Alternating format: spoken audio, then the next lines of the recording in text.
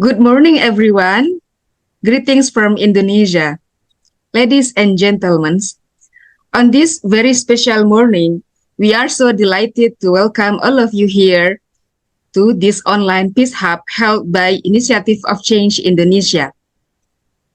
We understand that our work in IofC is very important and had given a real impact to the world.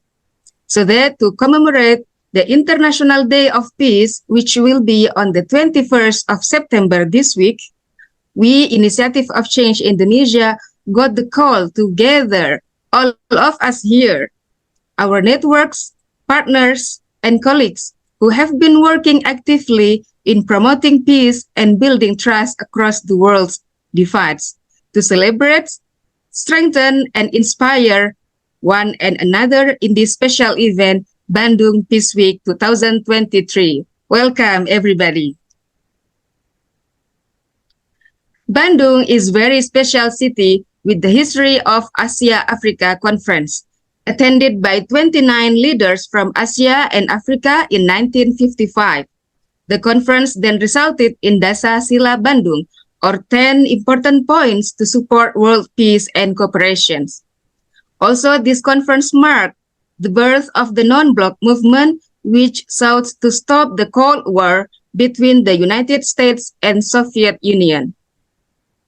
This year, Bandung Peace Week took the theme Action for Peace from Personal to Global, which the spirit that each of us has a role to play in achieving peace in the personal sphere as well as in the global sphere. Bandung Peace Week is a safe space as celebrating for connecting and sharing stories of change about peace, trust building, and reconciliations, and also stories of IofC plays a role in bringing peace in Indonesia and around the world. The stories of change presented will give a picture to the participants who follow this activity, how the actions of change are taken from personal sphere to the global sphere in order to bring about peace. In this Bandung Peace Week, we have 23 countries registered and involved, such as Canada, United States, Ukraine, United Kingdom, the Netherlands, French, South Africa, Kenya, Nigeria, Somalia, Burundi, Uganda, Iraq, India, Japan, Egypt, Lebanon, Australia, Nepal, Taiwan, Hong Kong, Philippines, and Malaysia, and 16 cities from Indonesia. I would like to give appreciations and thanks to all the speakers, especially today. Thank you so much. We have Tembi from Canada. We have Pak Bambang from Indonesia and Pak Eric from United States living in Indonesia. Thank you so much. Partners, facilitators, interpreters, moderators, facilitators, operators who are contributing voluntarily because they believe that this mission of Bandung Peace Week is the legacy of IofC networks. Thanks also to my team who are working behind the scene, our designer teams and administrative teams who are making this event happen, and to all participants, thank you very much for your interest to take a part in this hub. Let's enjoy this Bandung Peace Week to get inspired, equipped, and connected as agent of change and peace by taking action for peace from personal to global. Thank you very much. Best of the best from all of us here. Bandung Peace Week Team, Initiative of Change Indonesia. Thank you.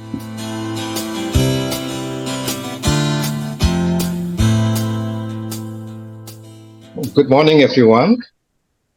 Welcome to participate in this year Bandung Peace Week, BPW, which is organized or held by the Initiative of Change Indonesia to commemorate the International Day of Peace, falling on September 21st every year. So Pak Huda asked me to deliver this speech, and as you know, as peace comes usually after a conflict, So I'm trying to remember if I had a conflict situation before. So just bear with me. Let me share my story. It was in 1976 when, as a student in ITB in Bandung, I learned from the senior students, I mean, that we have an authoritarian government, while there was a sharp inequalities among the peoples. In a student leadership training at that time, we had a speaker from the army providing a lecture about national security matter. For the first time in my life, I realized firsthand that we don't have a full freedom to criticize the government. It was in 1976. A fellow student who dares to criticize in that classroom was chased by an army officer who tried to get his name and dorm address. Then solidarity grew among us, the students, in the classroom to oppose the government. Not long after that, our parent family moved to the Netherlands as my father was appointed as press attaché to the Indonesian embassy in The Hague. This was in 1976. I continued my study and active in the Indonesian Student Association, the PPI, in Delft, in Netherlands. In 1978, around 2 years after that classroom, the ITB campus in Bandung was stormed and occupied by the army to quell the Peking students' opposition. Some of my friends from the 1976 leadership training classroom were detained, some injured. There was a feeling of pain, and all the PPI organizations in Netherlands, Delft, Amsterdam, Rotterdam, protested against the occupation by sending a formal letter to Jakarta. We have debated heavily to compose the one letter because we need to put our names and signatures, and we sensed the risk of doing that. The government continued with their operation to break the student organization resistance in all universities. They call it at that time campus normalization program. So in Netherlands, I spent more time for the student organization, but our enemy was too powerful. I felt rather frustrated with the situation and prayed to God asking for help. The talks I have with the late Dr. Dick van Tetterode from Moral Rearmament, the forerunner of IofC, Initiative of Change, has helped me to focus more on my personal matters. He once said, among others, "You can help other people better if you can manage your own matter first." So once I found peace within myself, I sensed that life became much more bearable. In the following years, I achieved 2 life objectives, which were completed my study in mechanical engineering and discovered Estelita, who soon became my wife. In A spouse is an echtgenoot or true partner. Although sometimes we have an intermezzo and change our role as vechtgenoot, fight partners. Years later, I worked for 15 years in an LNG plant, liquid natural gas plant in Kalimantan, Indonesia, and saw ships exporting the product worth around 11 million US dollar per cargo each day in a year. So 364 cargoes in a year. After that, I worked for an oil company in Abu Dhabi, UAE, which produced at that time 1.4 million barrel oil per day. It's quite significant amount. Back to Netherlands. When I was still in Netherlands, Dr. Tetterode invited us to Berkenland number 1 in Wassenaar area near The Hague. This big house was provided by the late Mrs. Charlotte van Beuningen for Morale Rearmament Netherlands. I learned that it has an interesting role in the Indonesia-Dutch relation history.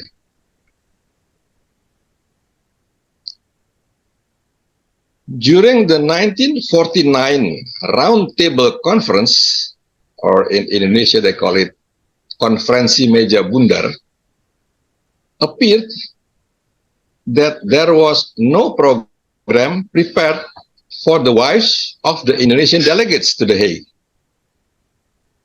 Together with others, Charlotte or Lottie van Beuningen organized a program for them that started with tea in her house in Berkenland number 1. After which they set out in a rented bus to show them something of the Netherlands. Lottie van Beuningen later wrote about this. The relationship between our countries was, after 2 military actions, extremely difficult, and it took effort to get all this done. But it was precisely because of this that these expressions of cordiality and respect made a deep impression to our guests, the ladies from Indonesian delegates. As a result, our committee was invited to attend the final section of the big conference in The Hague. Here it was said openly. Lottie believed it was by Dr. Muhammad Hatta, expressed how much the welcome given to the ladies had contributed to creating an atmosphere in which friendly consultation was possible. So we know altogether that the Konferensi Meja Bundar is a successful, and the Netherlands recognized Indonesian independence in 1949. So Indonesia became independence, recognized by international community. Now, before 1949 conference, my father, as an officer of the Indonesian army, fought bitterly, hardly against the Dutch army to defend Indonesian independence of 1945. However, I found no trace that my father hates Dutch people. I was introduced to some of his Dutch friends, including Dr. Van Tetterode, who is a friend of Pak Khalid Salim, the author of 15 Years in Digul, and Mr. Lapre, a Dutch who are the author of the Anjing Nika Battalion, Mr. Lapre was a Dutch officer involved in fighting the Indonesian army in 1947-1949 period in the area where my father was on the opposing side. So I learned that ex-enemies can become friends in peacetime by learning their individual point of view and its context in the history. Let me continue. In 1972, my father has served as member of Indonesia ICCS peacekeeping force in Vietnam. He told me that it was not easy to build trust, to implement ceasefire, and implement exchange of POWs, prisoner of wars in the conflict zone, like in the Mekong Delta, when my father has to be patient to wait until the exchange of POWs happen.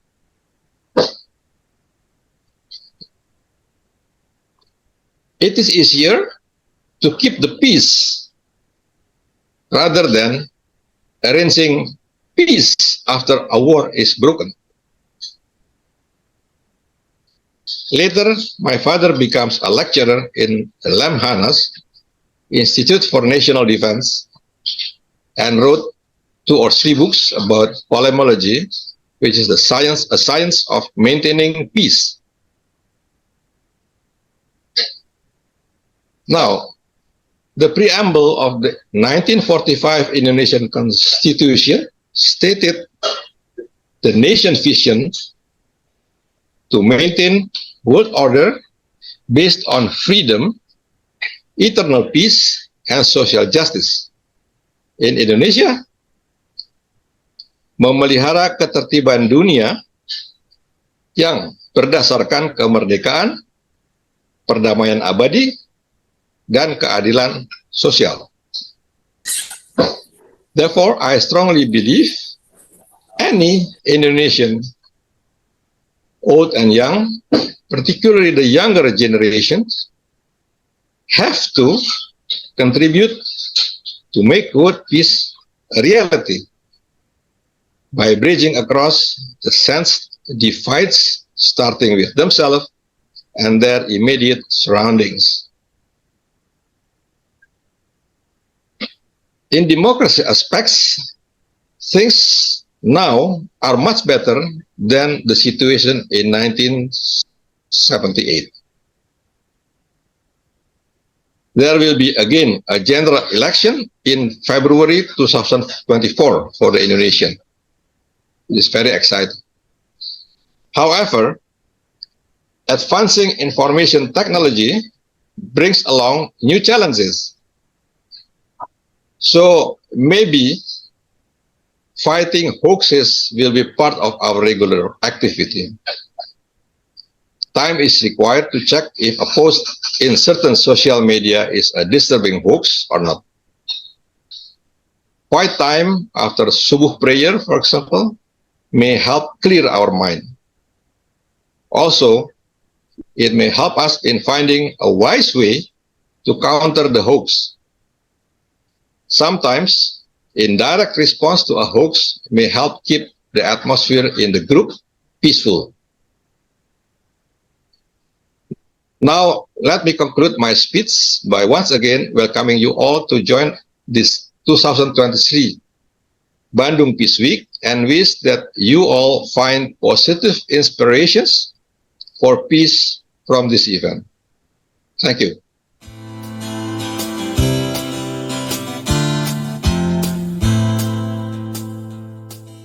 So I would like to start by really sending warm regards and greetings to a place that I so much loved, Bandung, Indonesia, as well as Jakarta, which I visited in 2020 February, as Huda mentioned earlier.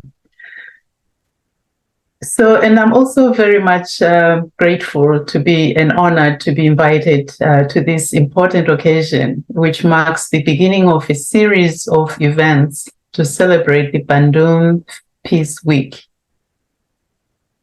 So, for me personally, being with you at this event brings forth memories which have stayed with me in the past 4 years since my visit to your country.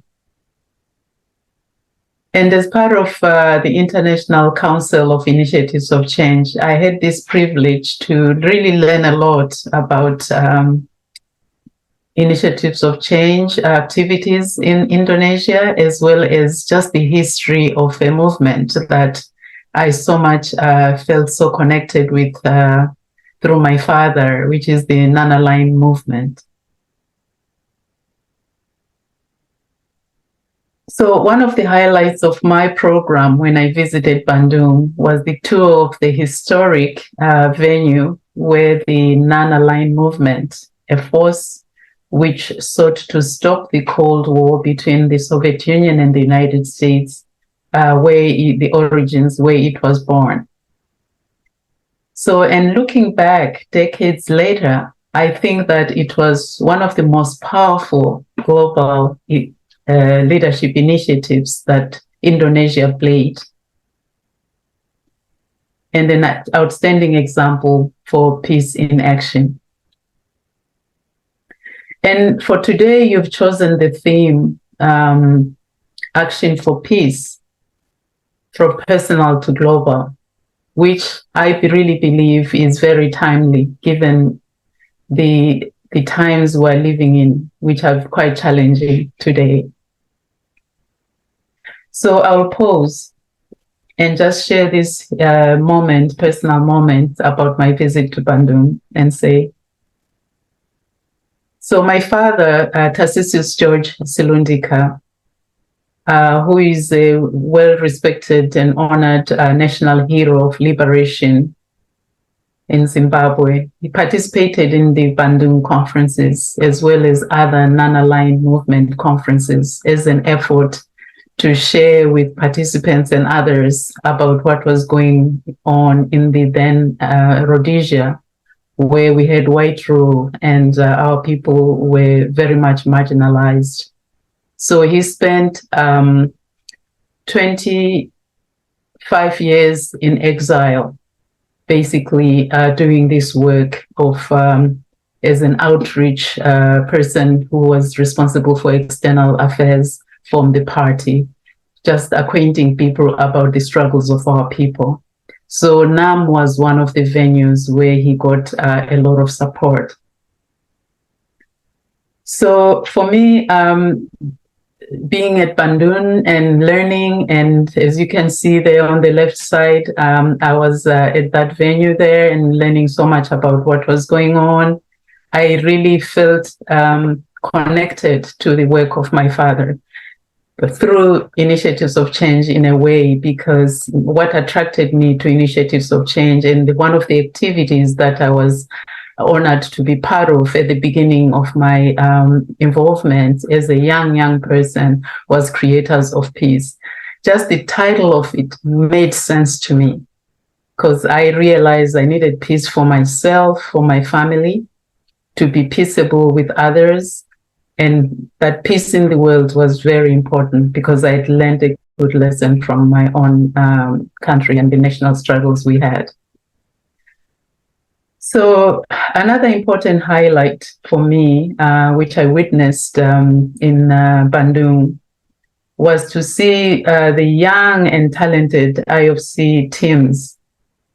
I just was so astounded, just to see and realize how young people can really make a change. I was very, very much, I would say, impressed.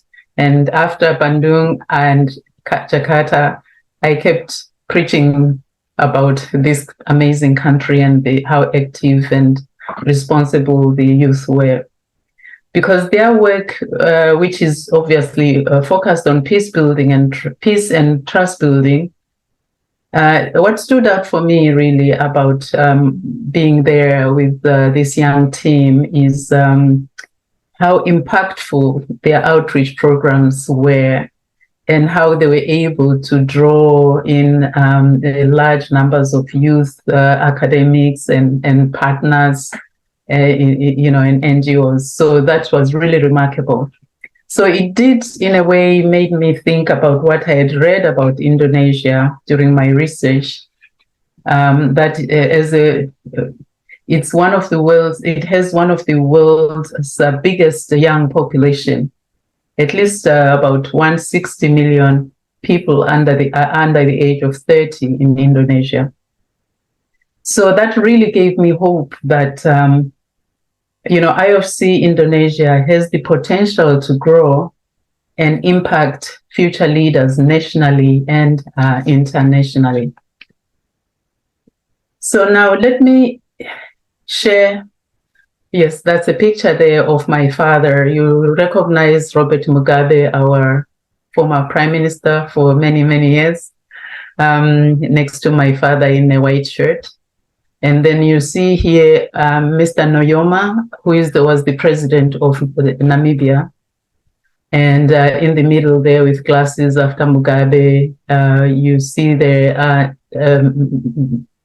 Oliver Tambo. If you've been to South Africa, you would have known the airport where you arrive at in Johannesburg, OR Tambo. So all of them were attending at this point the 44th Nana Line movement in Maputo in 1979 during the heat of the struggle for South Africa as well as in Zimbabwe and Namibia. Thank you for that picture. So now let me move on to initiatives of change and what Action for Peace means to our organization and our movement. We are, of course, a worldwide movement of people, and our cultures are so diverse, and so are the backgrounds. We are committed to the transformation of society through change in human motives, behavior, starting with our own. Our mission, as mentioned earlier, is to equip, inspire, connect, and to address the needs of the world. For this purpose, we use a key tool, which is inner listening. It may sound simple, but it's very, very effective. And we have so many stories about transformation, all starting from this tool of listening, deep listening. We believe that the inner voice or conscience is a good guide towards a fulfilling life. And guided by the values of love, honesty, unselfishness, and purity of motive, we are assisted to navigate through the challenges of the day. And then we try to also promote the art of listening to others through honest conversations that are undertaken in safe spaces and open spirit.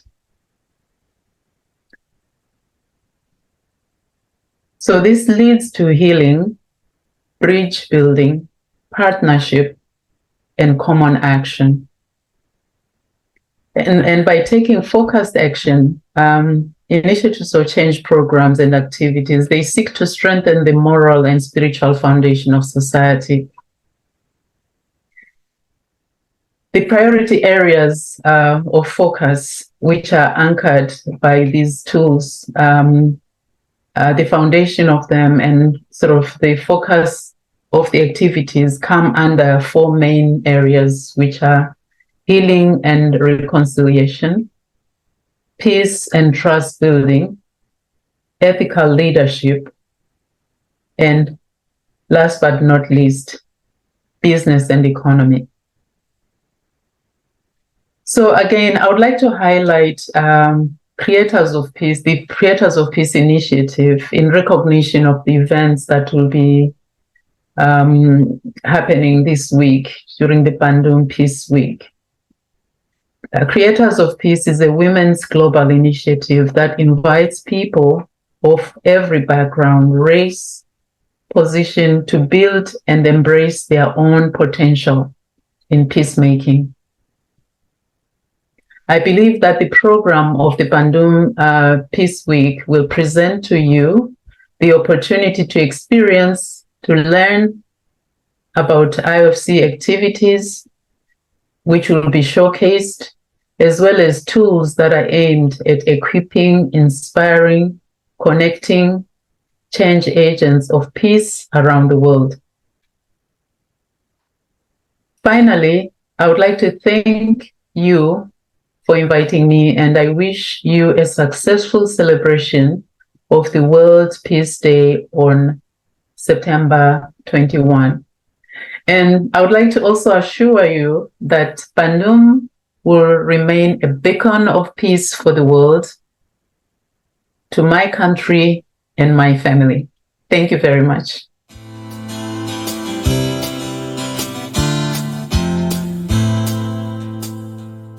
Good morning, everyone. I won't be long because I see that our time is going quickly. I am Eric Lincoln, as Anna mentioned. I'm not actually a IofC member, but for many years we've had a very close relationship with Initiative of Change. And I often say that Peace Generation's effectiveness in Indonesia and in Southeast Asia is highly dependent on Initiative of Change, who taught us how to listen to our hearts, taught us how to not be afraid of emotions, and has influenced our program greatly. But I was impressed with the theme from personal to global, and I was reminded of a quote from the student of Confucius from 2,500 years ago. Lao Tzu said, "If there is to be peace in the world, there must be peace in the nations. If there is to be peace in the nations, there must be peace in the cities. If there is to be peace in the cities, there must be peace between neighbors. If there is to be peace between neighbors, there must be peace in the home. And if there is to be peace in the home, there must be peace in the heart." When we look at the global situation and things like Palestine and Israel, Russia and Ukraine, and issues that concern us that are global issues, sometimes we feel powerless. We feel like we can't make a difference. Like Bambang was saying, when looking at the political situation many years ago, he felt powerless. But we're reminded that we need to begin with our own hearts. If our hearts don't change, then we don't have any chance of affecting the bigger world situation, the national situation. So if we want to see peace in the world, we must begin with our own hearts and look inward first. Peace Generation has received many awards in recent years. If you go to my friend Irfan Amali's house, he has all kinds of certificates all over. And if you go to our office, there are awards been given. And usually what people mention is the number of students that we have impacted, over 150,000, or the reach on social media, which is in the thousands, or the number of countries that we have gone into. But really, if you want to know what is the secret of Peace Generation, why has it been so successful or impactful in Southeast Asia? is really the very simple 12 values of peace that we teach. And the first one starts with accepting yourself as God's good creation. And it echoes the theme of this Peace Week, which is from personal to global. When we want to teach about conflict resolution, or if we want to teach about making peace, we have to start with our own self. We have to start with if we can accept ourselves, then we can move to accept other people. If we understand the prejudice that we carry, then we can look at other people more empathetically. And it goes all the way to the last two lessons, which are admitting your own wrong first, and then learning how to forgive others. And so that is the secret of why we have had so much impact in Peace Generation and also IofC, is that we begin with our own selves first. Gandhi said, you be the change that you want to see in the world. So as we look and we say, if there's a big problem that we want to address in the world, we can't look and wait for others to make that change, but we have to start small, start with ourselves, and make that change. I close with a story. I told my kids this story that there was a